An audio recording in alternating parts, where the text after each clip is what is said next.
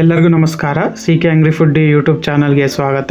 ಇವತ್ತು ಉತ್ತರ ಕರ್ನಾಟಕ ಸ್ಪೆಷಲ್ ಕಡಲೆಕಾಯಿ ಚಟ್ನಿ ಪುಡಿ ಯಾವ ರೀತಿ ಮಾಡೋದು ಅಂತ ನಾನು ತೋರಿಸ್ಕೊಡ್ತೀನಿ. ರೊಟ್ಟಿ, ದೋಸೆ, ಚಪಾತಿಗೆಲ್ಲ ಸೂಪರ್ ಆಗಿರುತ್ತೆ. ಹಾಗೆ ಹೊಸದಾಗಿ ನೋಡ್ತಿರೋರು ನನ್ನ ಚಾನಲ್ನ ಸಬ್ಸ್ಕ್ರೈಬ್ ಮಾಡ್ಕೊಳ್ಳಿ.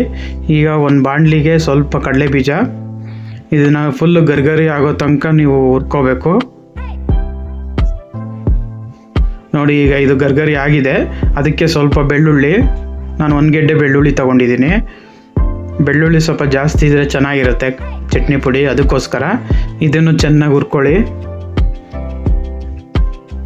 ನೋಡಿ, ಇದು ಚೆನ್ನಾಗಿ ಹುರಿದಿದ್ದೀವಿ. ಈಗ ಖಾರಕ್ಕೆ ಒಣಮೆಣ್ಸಿನ್ಕಾಯಿ, ನಾನು ಬ್ಯಾಡಗೆ ಮೆಣಸಿನ್ಕಾಯಿ ತೊಗೊಂಡಿದ್ದೀನಿ. ನೀವು ಯಾವ್ದು ಬೇಕಾದ್ರೂ ತೊಗೋಬೋದು. ಖಾರ ಜಾಸ್ತಿ ಬೇಕಾದ್ರೆ ಗುಂಟೂರು ತೊಗೊಳ್ಳಿ. ಇದು ಈಗ ಚೆನ್ನಾಗಿ ಫ್ರೈ ಮಾಡ್ಕೊಳ್ಳಿ. ಗರ್ಗರಿ ಆಗಬೇಕು ಮೆಣಸಿನ್ಕಾಯಿನೂ, ಅಲ್ಲಿ ತನಕ ಫ್ರೈ ಮಾಡ್ಕೊಳ್ಳಿ. ಈಗ ಕರಿಬೇವು ಗರ್ಗರಿ ಆಗಬೇಕು, ಅಲ್ಲಿ ತನಕ ಫ್ರೈ ಮಾಡ್ಕೊಳ್ಳಿ ಚೆನ್ನಾಗೆ. ಈಗ ಸ್ವಲ್ಪ ಹುಳಿ, ಹುಣಸೆಹಣ್ಣು, ಇದು ಆಪ್ಷನಲ್ಲು. ಹುಳಿ ಇಷ್ಟಪಡದೇ ಇರೋ ಸ್ಕಿಪ್ ಮಾಡ್ಕೊಳ್ಳಿ, ಬಿದ್ದರೆ ಚೆನ್ನಾಗಿರುತ್ತೆ. ನೋಡಿ, ಈಗ ಇದು ಆಗಿದೆ. ಇದು ಸ್ವಲ್ಪ ತಣ್ಣಗಾಗಬೇಕು. ಈಗ ಸ್ಟವ್ ಆಫ್ ಮಾಡಿ ಒಂದು ಪ್ಲೇಟಿಗೆ ತೆಗೆದುಬಿಡಿ. ಇದಿಷ್ಟು ಫುಲ್ ತಣ್ಣಗಾದ್ಮೇಲೆ ಇದನ್ನು ರುಬ್ಬಬೇಕಾಗುತ್ತೆ, ಅದಕ್ಕೋಸ್ಕರ. ನೋಡಿ, ಈಗ ತಣ್ಣಗಾಗಿದೆ. ಈಗ ಒಂದು ಮಿಕ್ಸಿಗೆ ಹುರಿದಿರೋ ಎಲ್ಲ ಮಸಾಲ ಐಟಮ್ಗಳನ್ನ ಹಾಕ್ಕೊಳ್ಳಿ. ರುಚಿಗೆ ಸ್ವಲ್ಪ ಕಲ್ಲುಪ್ಪೇ ಯೂಸ್ ಮಾಡಿ, ಪುಡಿ ಉಪ್ಪು ಯೂಸ್ ಮಾಡೋಕ್ಕೆ ಹೋಗಬೇಡಿ. ಆಮೇಲೆ ಸ್ವಲ್ಪ ಬೆಲ್ಲ ಲೈಟಾಗಿ ಬಿದ್ದರೆ ಟೇಸ್ಟ್ ಸೂಪರ್ ಆಗಿರುತ್ತೆ.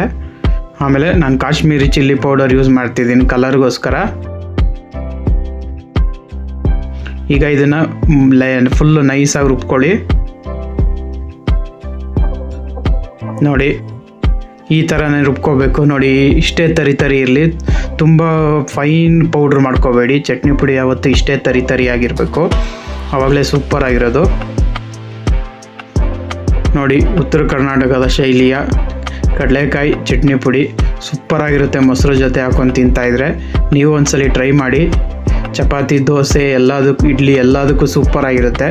ಒಂದ್ಸಲಿ ಟ್ರೈ ಮಾಡಿ, ಹೇಗಿದೆ ಅಂತ ಕಮೆಂಟ್ ಬಾಕ್ಸಲ್ಲಿ ತಿಳಿಸಿ. ಹಾಗೆ ಹೊಸದಾಗಿ ನೋಡ್ತಿರೋರು ನನ್ನ ಚಾನಲ್ನ ಸಬ್ಸ್ಕ್ರೈಬ್ ಮಾಡ್ಕೊಳ್ಳಿ. ದಿನ ಹೊಸ ಅಡುಗೆ ಬರುತ್ತೆ. ಇನ್ನೂ ಸುಮಾರು ಚಟ್ನಿ ಪುಡಿ ಇದೆ ಚಾನಲಲ್ಲಿ, ನೋಡಿ ಒಂದ್ಸಲಿ ಟ್ರೈ ಮಾಡಿ. ಕಮೆಂಟ್ ಬಾಕ್ಸಲ್ಲಿ ಹೇಳಿ ಯಾವ ಥರ ಇದೆ ಅಂತ. ಹೀಗೆ ನನ್ನ ಚಾನಲ್ನ ಸಪೋರ್ಟ್ ಮಾಡ್ತಾಯಿರಿ.